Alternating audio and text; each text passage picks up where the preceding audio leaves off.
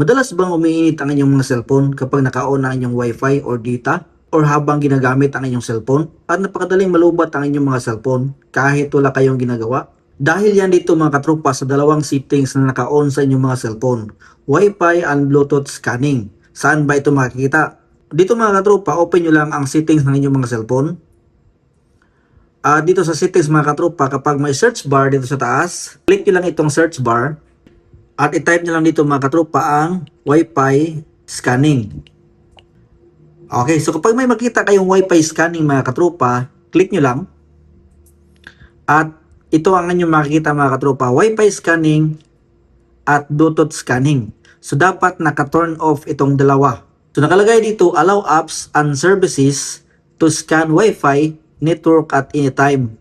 So kahit pa naka-off ang inyong Wi-Fi, ay nag-scan itong Wi-Fi scanning. Yan ang dahilan kung bakit umiinit ang inyong mga cellphone, madaling malubat, at kumakain na ito ng data. Kaya madaling maubos ang inyong mga data, lalo na't nagtitipid tayo. So nakalagay dito sa baba, Bluetooth scanning, allow apps and services to scan for nearby devices at anytime. So kahit pa naka-off itong ating Bluetooth ay nag-scan pa rin ito. At yan ang dahilan kung bakit madalas umiinit ang ating mga cellphone, madaling malubat, at madaling maubos ang ating mga data. So dapat naka-turn off itong dalawa.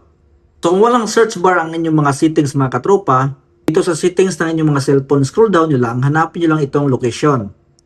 So dito mga katropa, kapag naka-turn on na ang location, makikita nyo dito ang Wi-Fi and Bluetooth scanning. So dito nyo i-off mga katropa ang Wi-Fi scanning at itong Bluetooth scanning. So dapat naka-turn off itong dalawa.